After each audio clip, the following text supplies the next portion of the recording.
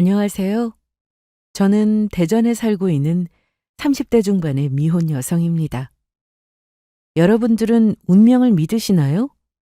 아니면 운명 같은 건 그저 동화 속에서는 나오는 환상일 뿐이라고 생각하시나요? 유치하다고 하실지는 몰라도 저는 어릴 때부터 줄곧 운명을 믿어왔습니다. 이 세상 어딘가에 반드시 저의 운명의 짝이 있을 거라고요.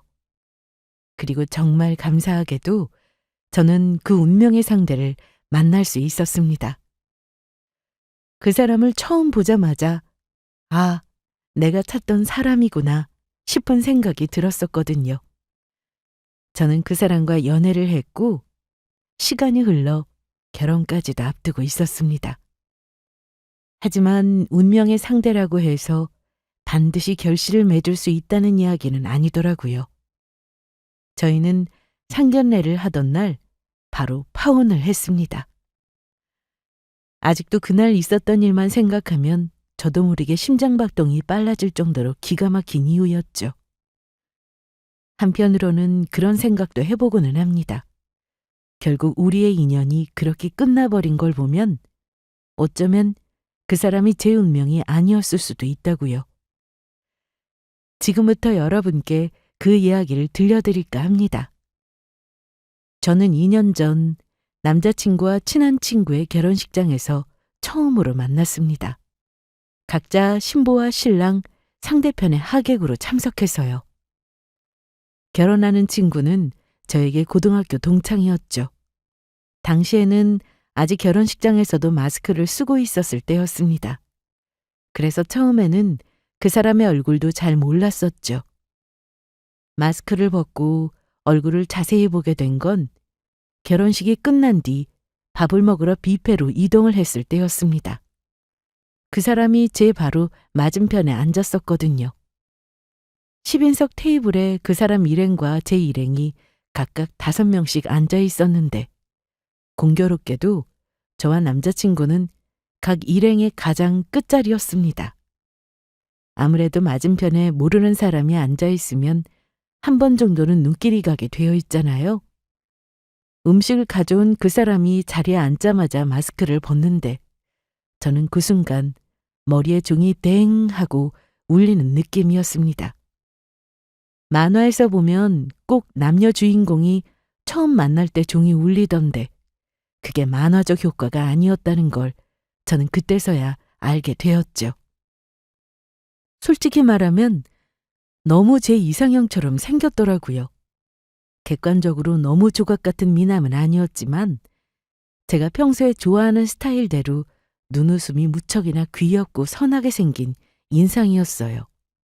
한마디로 정의하자면 귀여운 대형견 스타일이었죠. 그동안 연애를 해보지 않았던 것도 아닌데 이런 느낌은 인생 처음이었습니다. 얼굴만 보고 판단한다는 게 조금 웃기기는 한데 원래 첫눈에 반한다는 건 어차피 다 얼굴을 보고 하는 이야기니까요. 거기다 양쪽 일행의 딱 중간 자리에 착석을 하는 바람에 저는 본의 아니게도 양측에서 하는 대화를 모두 들을 수 있었습니다. 비록 짧은 시간이었지만 그 사람이 다른 사람과 대화하는 모습을 보며 대충 성격도 가늠해 볼 수 있었고요. 친구들 장난도 잘 받아치고 본인도 장난기가 넘치는 타입이더라고요. 저는 자꾸만 그쪽으로 시선이 가는 걸 멈출 수가 없었습니다. 제 친구들과 이야기를 나누면서도 신경은 온통 그 사람에게로 향해 있었죠. 친구들에게 떠밀려 자리에서 일어날 때는 어찌나 눈물나게 아쉽던지. 집에 돌아가서도 머릿속에는 온통 그 사람 생각뿐이었습니다. 그 증상은 며칠이 지나도 사라질 기미가 없었고요. 결국 저는 친구가 신혼여행에서 돌아오자마자 장문의 메시지를 보냈습니다. 친구 하나 살린다고 생각하고 제발 소개시켜달라고요.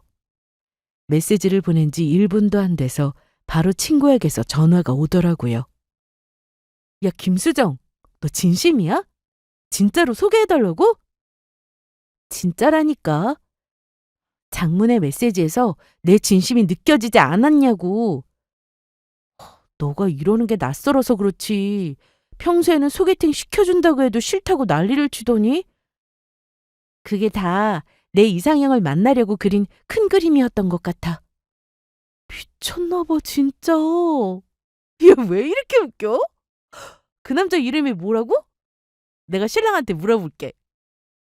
아마 경훈? 장경훈이라는 것 같던데?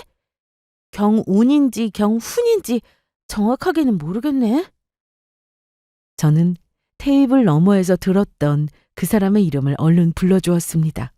그리고 정확히 그 다음 날 모르는 번호로 메시지 한 통이 왔더라고요. 제 친구의 남편에게서 연락을 받았다고 하면서요. 프로필 사진을 보니 정말 그 사람이 맞더라고요. 하마터면 심장이 터질 뻔했죠. 솔직히 조금 부끄럽기는 했습니다.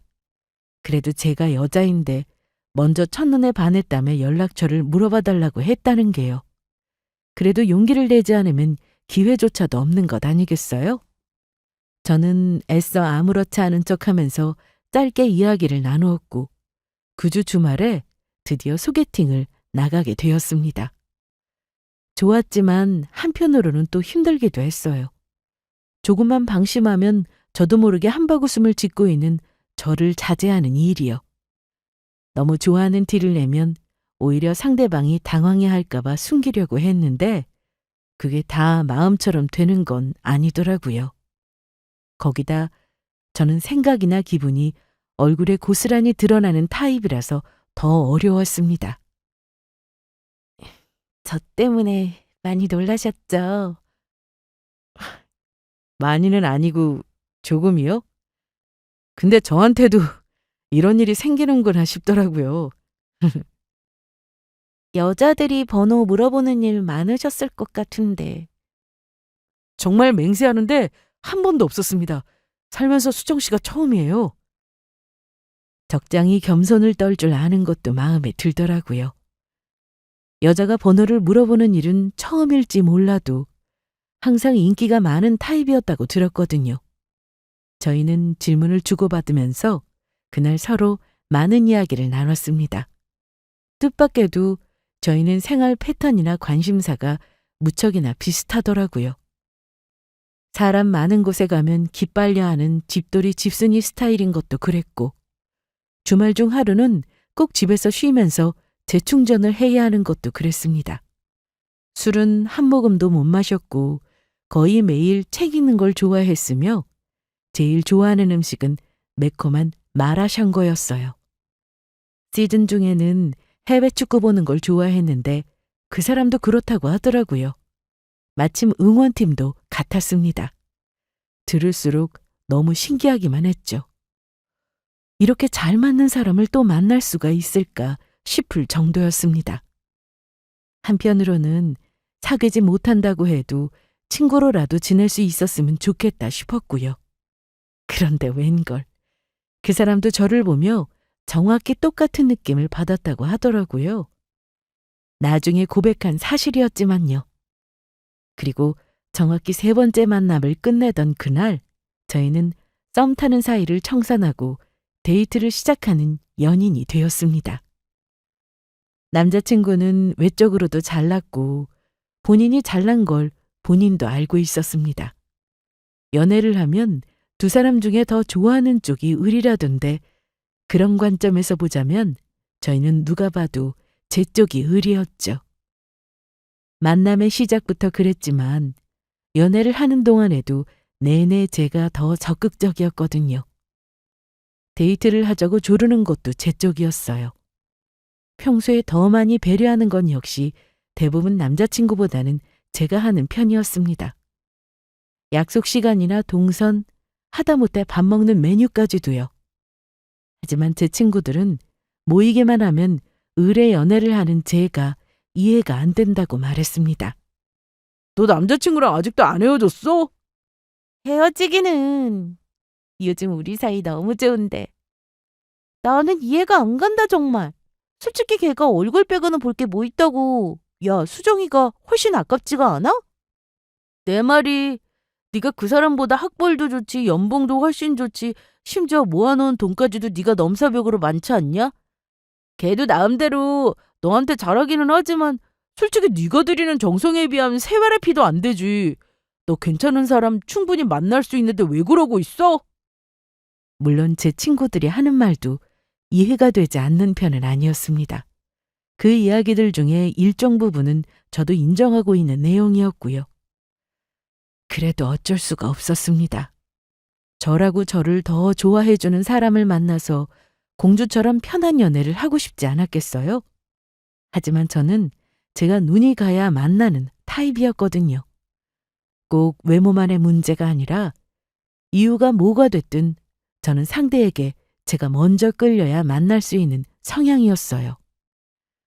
이상형은 몇 번씩 바뀌었지만 이 성향만큼은 어릴 때부터 유구하게 똑같았죠. 저는 이런 저를 누구보다 잘 알고 있으니 다른 방법이 없었죠. 그렇다고 남자친구가 저에게 함부로 대하거나 갑질을 한다거나 하는 건 절대 아니었습니다. 시간이 흐를수록 서로에 대한 이해도 깊어지고 정도 쌓이면서 점점 더 서로에게 잘하게 되었거든요. 연애 초반의 남자친구는 조금 무심한 성격이었지만 제가 본인에게 너무나 잘하는 걸 지켜보며 본인도 서서히 바뀌어 갔고요. 생각해보니까 내가 자기한테 비해서 내세울 게 아무것도 없어서 부끄럽네. 갑자기 그게 무슨 소리야? 아니, 어제 내가 다음 달에 결혼하는 친구 청첩장 모임을 갔다 왔잖아. 어, 중학교 동창이라며. 어느 날 하루는 청첩장 모임을 다녀온 남자친구가 전에 없이 진지한 얼굴로 저에게 이런 말을 하더라고요. 맞아. 근데 결혼하고 나면 여자친구도 집에서 쉬게 하고 본인은 외벌이를 하겠다고 하더라고.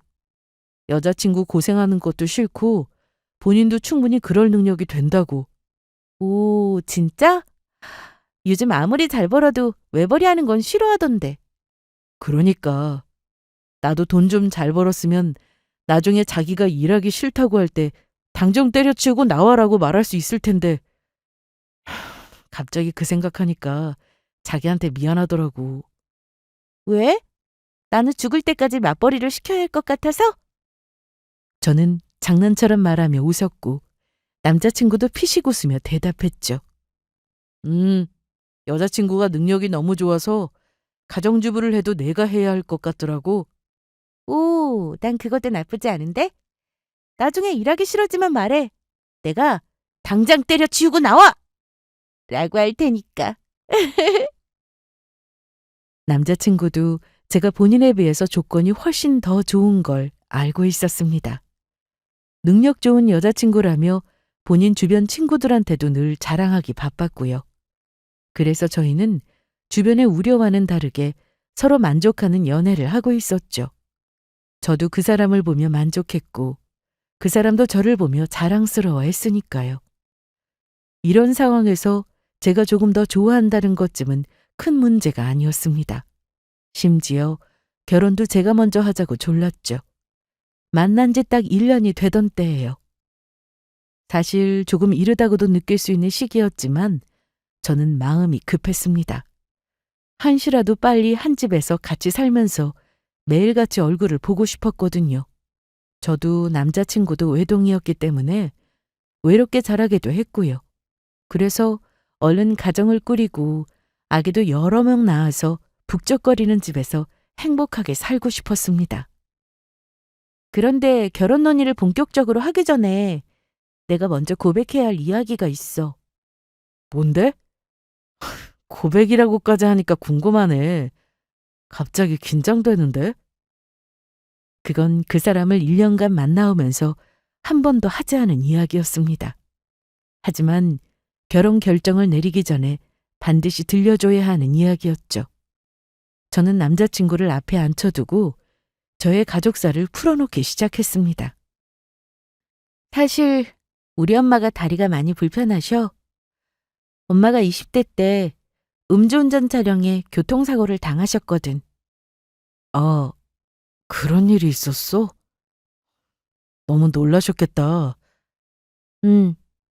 그래서 사실 목발이나 휠체어가 없으면 걷지를 못하셔. 사고가 나던 당시에 엄마는 만나고 있던 남자친구가 있었습니다. 그게 바로 저희 아버지였죠. 지금은 재활을 해서 많이 나아진 편이었지만 사고가 났던 당시에는 아마 앞으로 자리에서 일어설 수도 없을 거라며 비관적인 이야기를 들었다고 하더라고요.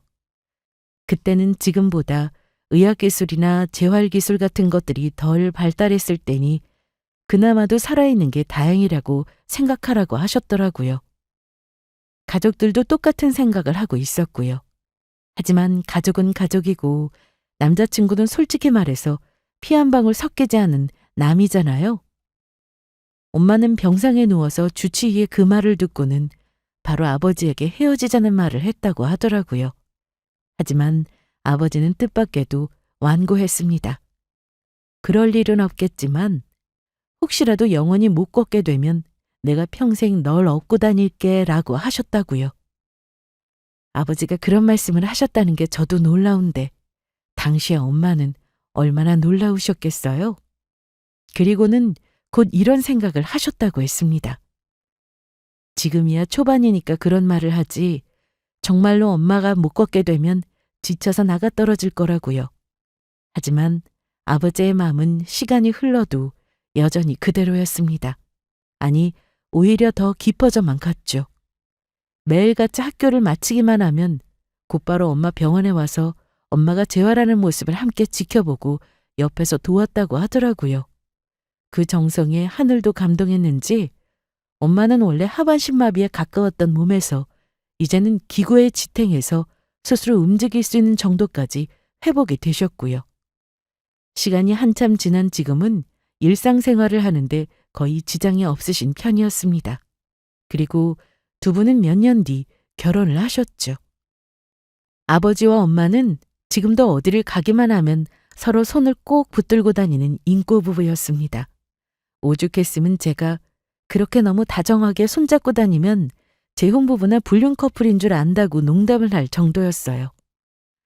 한편으로는 어린 시절부터 그런 두 분을 보고 자랐기 때문에 나도 나중에 가정을 꾸려서 저희 부모님처럼 서로 사랑하면서 정 깊게 살고 싶다고 생각해 왔고요. 엄마가 다리가 불편하시다는 건 저나 가족에게는 아무런 문제가 아니었습니다. 유전되거나 하는 선천적인 문제도 아니었고 단지 그건 어쩌다 누구에게나 생길 수 있는 사고일 뿐이었습니다. 엄마가 부끄럽다거나 했던 적도 살면서 단 한 번도 없었고요. 하지만 나에게 아무렇지 않은 문제가 타인에게도 그렇다고 장담할 수 없었습니다.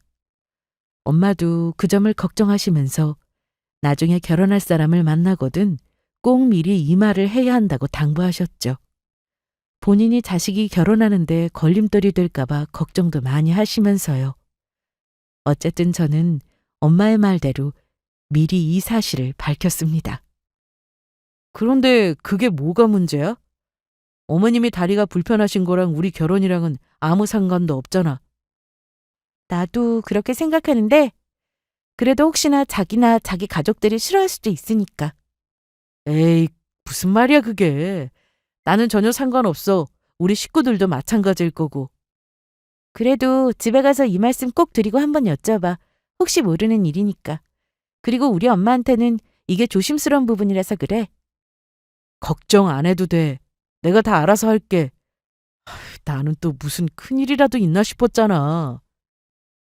남자친구는 전혀 신경 쓰지 않는 눈치였습니다.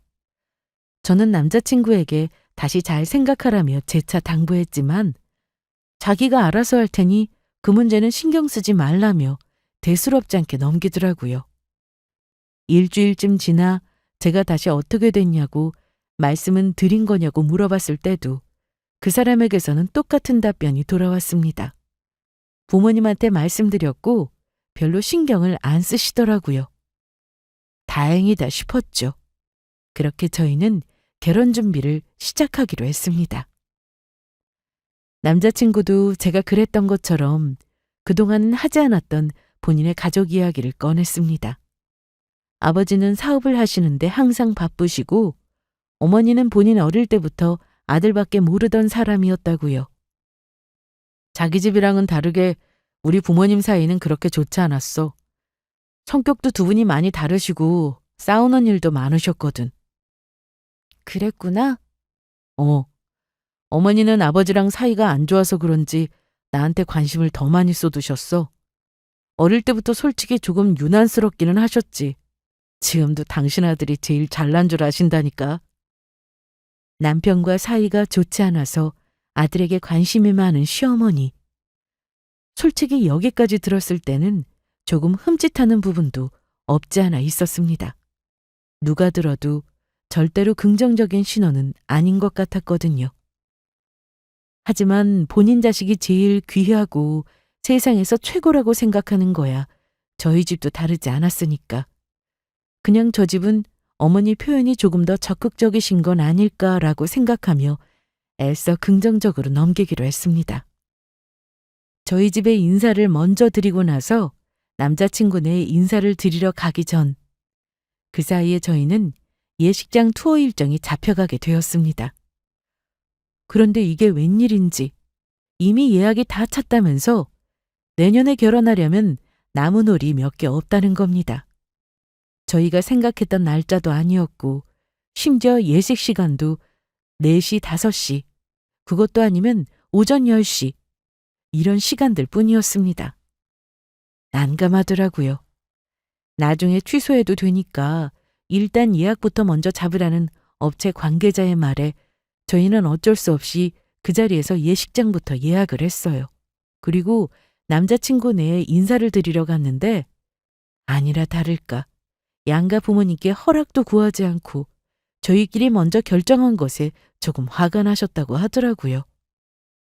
그래도 결혼 날짜 같은 건 양가 부모님들이랑 다 같이 상의를 해서 결정해야지.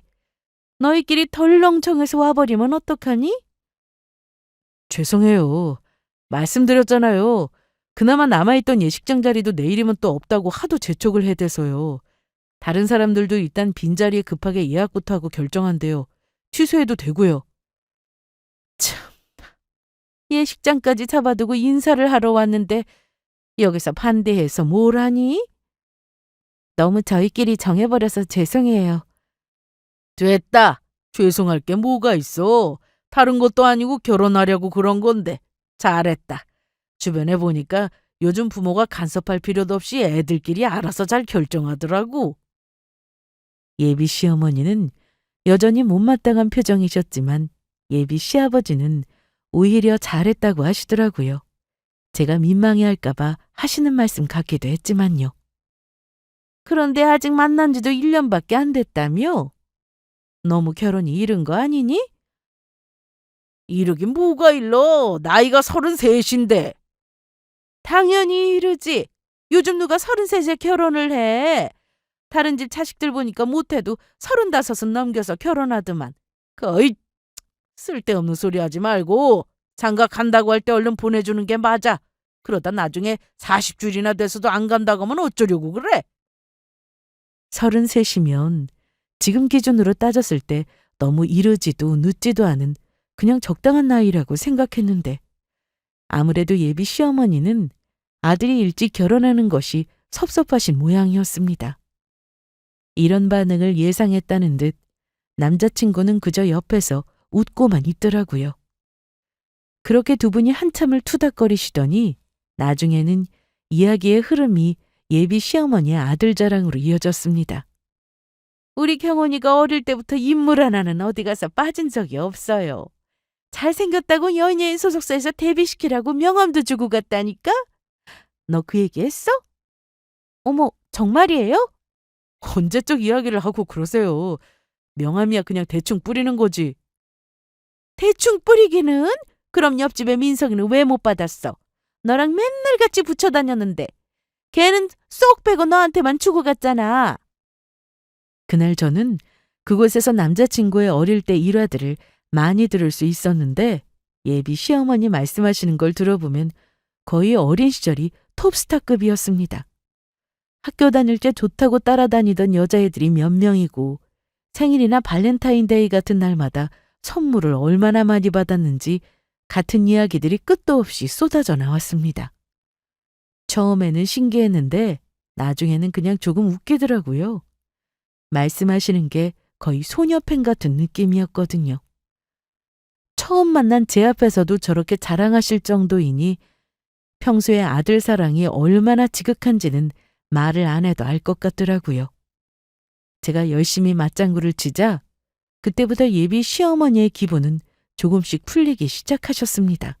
그리고 마지막에 가서는 결혼하면서 제가 집을 해간다는 말에 완전히 기분이 좋아지셨고요. 전세라도 많이 비쌀 텐데 돈은 다 어디서 나서 집을 해오려고? 제가 모아둔 돈이 조금 있어서요. 대출도 약간 받긴 할 거예요. 남자친구 돈도 조금 보태고요. 신혼집을 쓸 아파트 전세금 6억 5천 중에 4억 5천은 제가 모은 돈으로 그리고 남은 1억 정도는 대출을 받을 생각이었습니다. 사실 저희 부모님께서 1억을 해주시겠다고 하셨는데 제가 말렸죠. 제 힘으로 알아서 결혼하겠다고요. 남자친구는 1억에 조금 안 되게 모은 돈이 있었습니다. 엄밀하게 말하자면 9천만 원이었는데 결혼식에서 쓸 비용도 조금 빼야 했고요. 이래저래 합치면 전세금이 나왔죠. 저는 또래 여자들 치고는 돈을 좀 많이 모은 편이었습니다. 주식과 비트코인 투자한 게 성공을 했었거든요. 월급도 열심히 모았지만요. 반면 제 남자친구는 돈을 적게 모은 편이었죠. 처음 모은 돈을 서로 공개했을 때 서로 놀랐던 기억이 있을 정도였습니다. 여행 다니고 놀러 다니면서 맛있는 거 다 먹고 돈 쓰는 걸 좋아하는 편이더라고요. 그래서 결혼하면 경제권은 제가 갖기로 했고요. 이왕 다 써버린 돈은 어쩔 수가 없는 노릇이고 앞으로 아끼면서 열심히 모으면 괜찮을 거라고 생각했죠. 본인도 그러겠다고 약속했고요. 역시 요즘은 여자애들이 똑똑하게 돈을 잘 모으고 잘 불리더라고. 아유, 우리 아들은 재테크니 뭐니 하는 쪽으로는 전혀 관심이 없어서 내가 걱정이 많았는데 앞으로는 수정이가 옆에서 그런 것도 잘 알려주면 되겠네. 그게 아마도 그날 뵌 예비 시어머니 얼굴 중에서 제일 밝은 모습이었습니다. 저희는 그렇게 웃으며 헤어졌어요. 결혼 승낙을 받은 건 당연했고요. 조만간 상견례 날짜만 정해서 알려드리기로 하고 결혼 준비는 저희가 알아서 잘 조율하기로 했고요. 일단 예비 시댁이라는 산을 넘으니 더 이상 걱정할 일은 아무것도 없는 것 같았습니다. 모든 게 다 잘 풀리는 느낌이었죠. 상견례만 무사히 잘 끝난다면 정말로 남은 걱정은 아무것도 없는 셈이었습니다. 그렇게 예비 시댁에 인사를 드리고 온 지 3주 만에 저희는 상견례장에서 다시 만나게 되었어요. 상견례는 양가 부모님이 모두 여유가 되는 시간에 맞추었는데 하마터면 사흘 전에 상견례를 미뤄야 할 뻔한 일이 생겼습니다. 저희 아버지는 사업을 하셨는데 사업상 중요한 미팅이 갑자기 상견례 당일 오전으로 날짜가 변동되어 버렸거든요. 날짜를 미뤄야 하나 어쩌나 걱정을 많이 했는데 다행히 시간을 맞출 수 있을 것 같다고 하셔서 그대로 진행을 하게 되었습니다. 다만 저와 엄마는 먼저 상견례장으로 출발을 하고 아버지는 미팅 장소에서 바로 오시기로 하셨죠. 이 사실은 미리 남자친구에게도 말을 해서 예비 시댁에도 양해를 구한 상태였습니다. 최대한 시간을 맞출 예정이었지만 혹시라도 조금 늦어지게 될까 봐서요. 엄마, 긴장돼요? 왜 이렇게 아까부터 굳어 있어요? 상견례 날인데 긴장이 안 되는 게 더 이상하지. 엄마 어제 떨려서 한숨도 못 잤어. 당일 오후 엄마를 모시고 가는데 너무 굳어 계시더라고요. 제가 농담을 해도 제대로 웃지도 못하실 정도로요. 못 살아 정말. 결혼은 내가 하는데 왜 엄마가 긴장을 하고 그래요? 너도 나중에 자식 낳아봐라. 엄마 심정 그때 되면 이해할 거다. 아휴, 우리 딸이 언제 다 커서 상견례를 다 하고. 상견례에서 벌써 이러는데 결혼식이라도 하면 우리 엄마 기절하시겠네? 저는 곱게 차려입은 엄마의 사진을 찍으면서 그런 농담을 건넸습니다. 상견례에 나오신다고 미용실에 가셔서 생전 안 하시던 화장도 받고 머리도 하고 오셨거든요. 우리 엄마지만 제가 봐도 너무 예뻤죠. 이 모습을 사진으로 남기지 않을 수가 없었습니다. 아유, 정신없어. 사진 그만 찍고 여기 앉아. 왜? 이것도 다 기념인데. 나중에 아버지한테도 보여드려야죠. 그나저나 너희 아버지는 어디쯤이시라니? 어서 전화 좀 해봐. 시간 맞춰서 오셔야 할 텐데. 아까 메시지 받았어요. 아마 5분 정도는 늦게 오실 것 같은데. 거의 맞춰서 오실 것 같대요. 어휴, 딱 맞춰서 오시면 좋으련만. 일단 우리라도 먼저 들어가자. 저희는 아버지 없이 따로 상견례장에 도착했습니다. 원래 만나기로 했던 시간보다 10분가량 이른 시간이었죠. 상견례장은 이미 시댁에서 회를 좋아한다고 하셔서 고급 횟집으로 예약을 해두었습니다. 룸으로 따로 준비가 되어 코스 요리로 음식이 나오는 분위기도 좋고 조용한 곳이었어요. 예약자 이름을 대자 곧 직원 한 분이 나오시더라고요.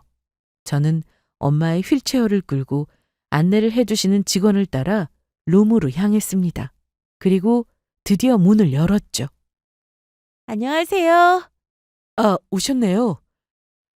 저희가 먼저 온 줄 알았는데 예비시댁에서 먼저 도착해 계시더라고요.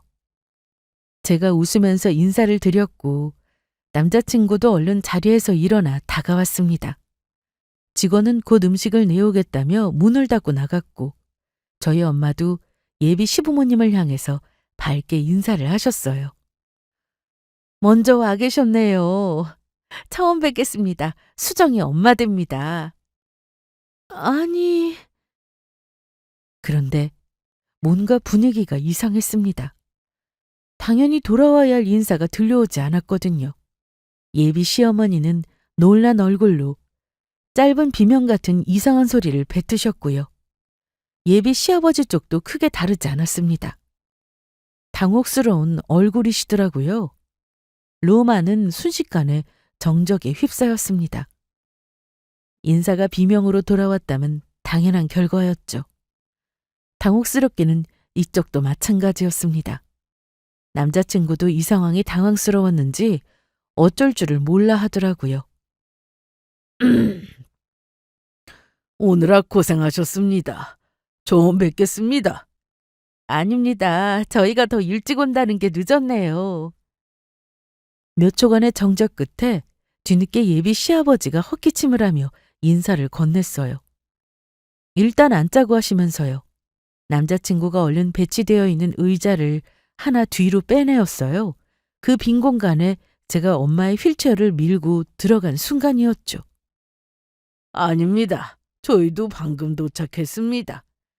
수정이 아버지도 곧 도착할... 지금 이게 무슨 상황이야? 저희 엄마의 말은 끝맺음을 맺지 못했습니다. 예비 시어머니가 화가 난 목소리로 소리를 질렀거든요. 저와 저희 엄마를 향해서요.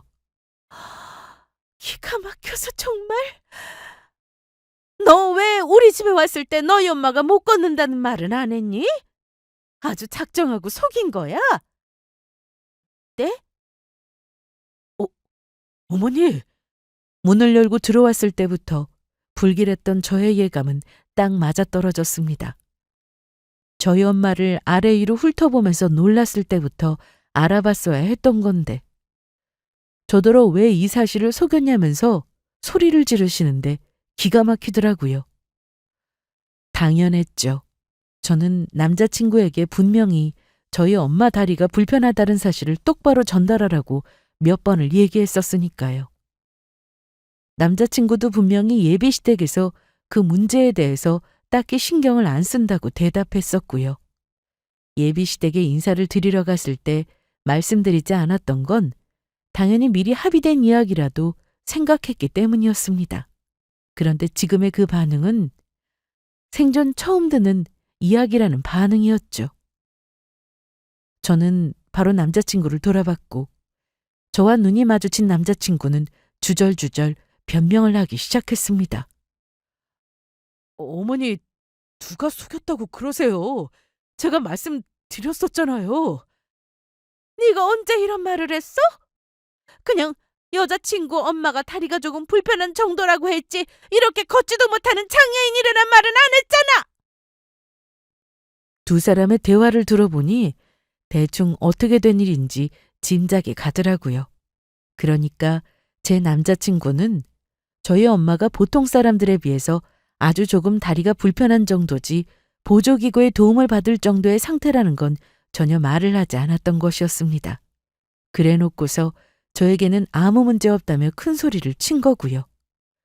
예비 시어머니는 저희가 짜고 두 분을 속였다고 생각을 하는 모양이었어요.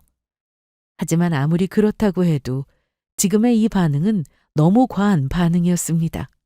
심지어 당사자를 앞에 두고 하는 말도 너무나 무례하기 짝이 없었고요. 저는 화가 치밀어 올라서 한마디 하지 않을 수가 없었습니다.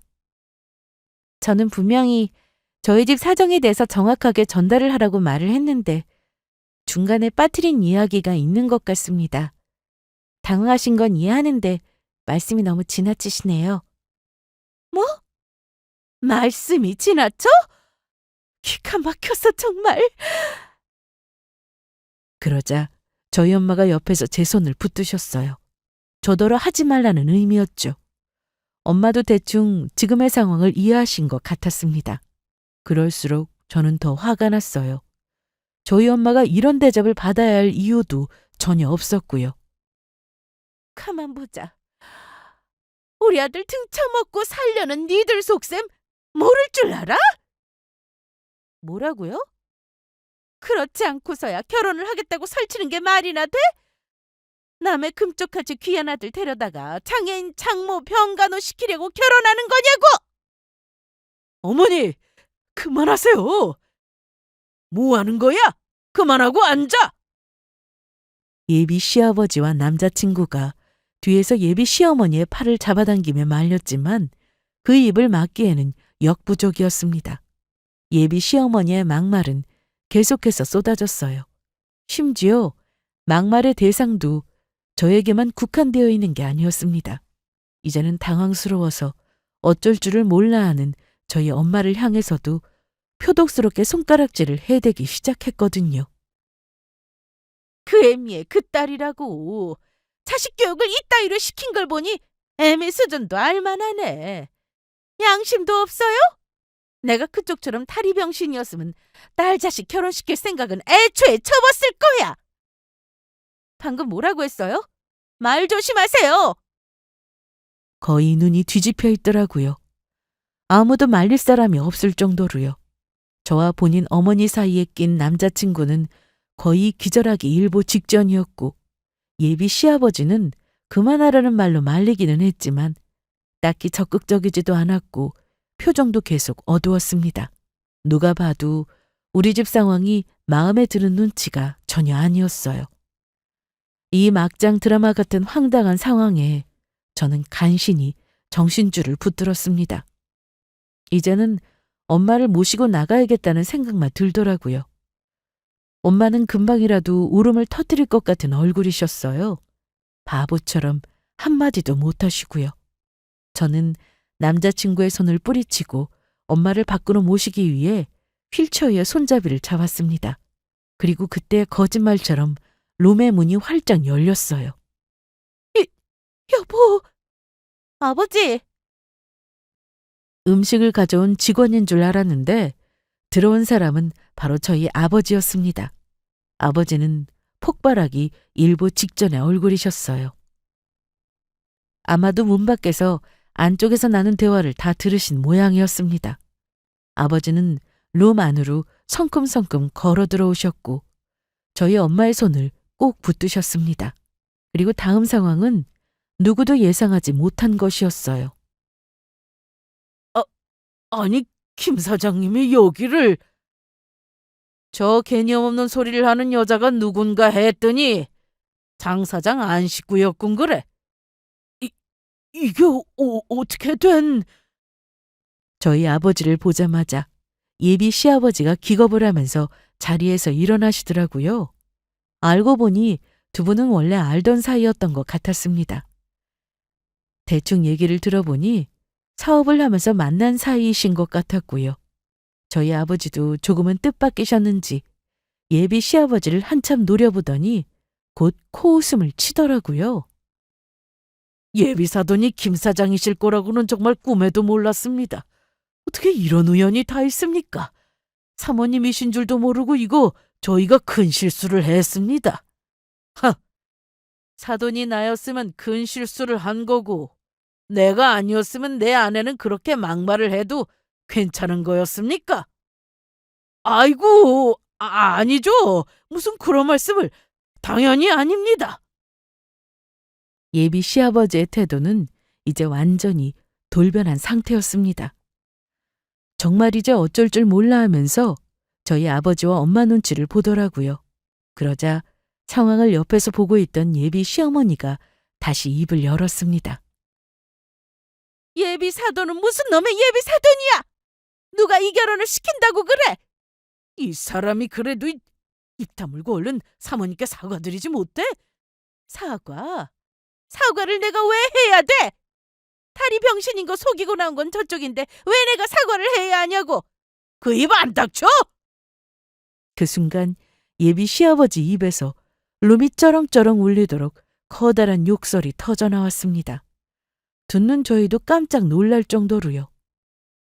예비 시어머니도 남편의 그런 모습이 너무 놀랐는지 순식간에 말을 멈추더라고요. 당장 사과드려! 어서! 죄송합니다. 제가 말실수를 한 것 같네요. 사과드려요. 예비 시어머니의 태도는 지금까지 악귀처럼 악을 써대던 게 마치 다른 사람이었던 것 마냥 온순해졌습니다. 평소 남자친구 말에 의하면 본인 아버지 성격이 화가 나면 장난이 아니어서 어머니도 못 말리는 수준이라고 했는데 그 말이 어떤 말이었는지 알 것 같더라고요.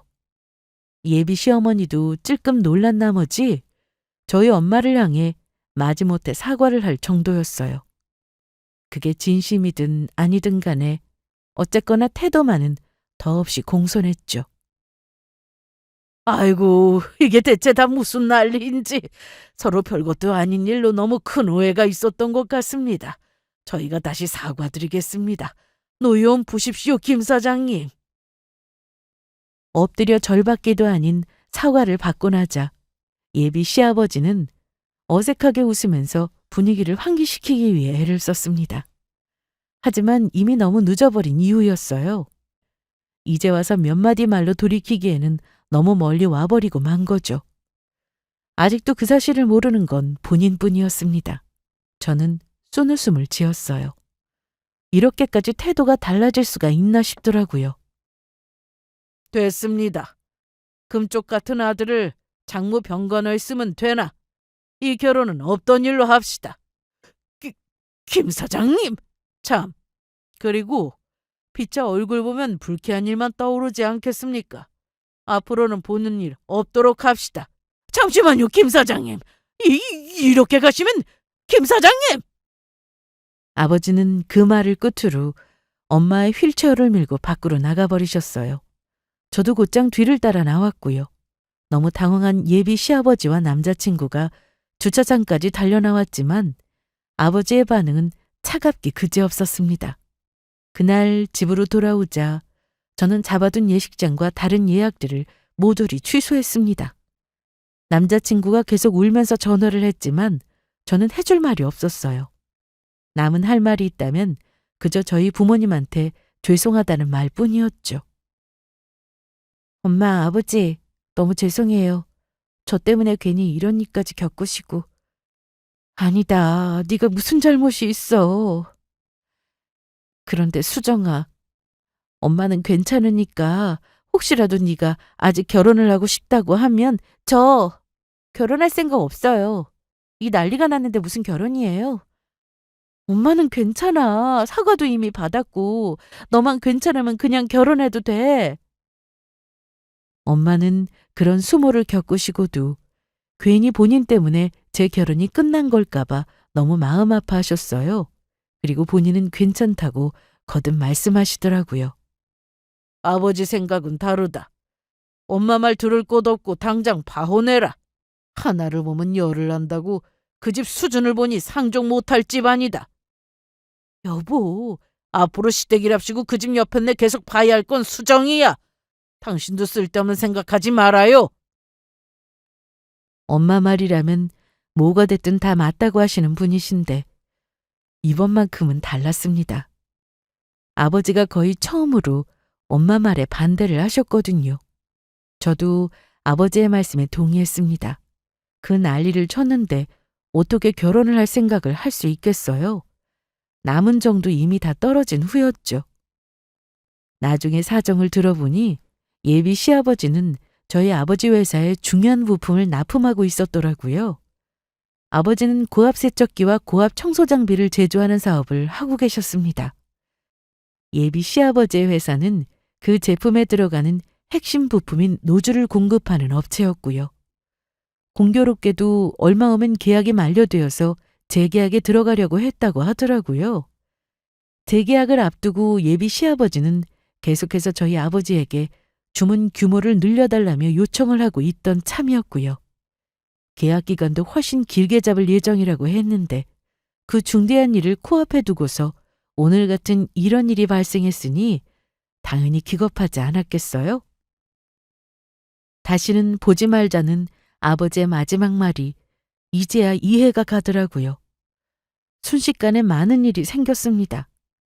결혼도 물거품이 되었고 재계약건도 하늘로 날아가 버렸죠. 그 이후 남자친구는 몇 번이나 저를 찾아왔습니다. 거진 한 달을 질질 끌다가 마침내 납득을 했는지 포기를 했는지 이제는 연락이 없더라고요. 본인은 제 말을 듣지 않았던 걸 뼈저리게 후회한다고 했습니다. 이렇게까지 큰일이 생길 줄은 꿈에도 몰랐다고 하더라고요. 저도 신기했습니다. 제가 그렇게까지 사랑했던 사람이었는데 정말 한순간에 애정이 다 식어버리더라고요. 저도 제 마음이 이렇게까지 바뀌어버릴 거라고는 생각지도 못했죠. 예비 시아버지도 아버지의 회사를 몇 번이고 찾아왔다고 들었습니다. 하지만 두 번 다시 거래하는 일은 없었습니다. 남자친구의 말에 따르면 이 일로 예비 시아버지의 회사도 심각한 타격을 받았고 이 모든 사건의 원흉인 예비 시어머니와의 관계도 최악에 치달았다고 하더라고요. 자업자득이었죠. 저는 엄마와 단둘이 여행을 다녀왔습니다. 아직도 엄마가 저만 보면 미안해 하시더라고요. 여행지에서 엄마와 약속을 했습니다. 지난 모든 일을 훌훌 털어버리고 이제 그 이야기는 서로 잊어버리기로요. 여기까지 들어주셔서 감사합니다.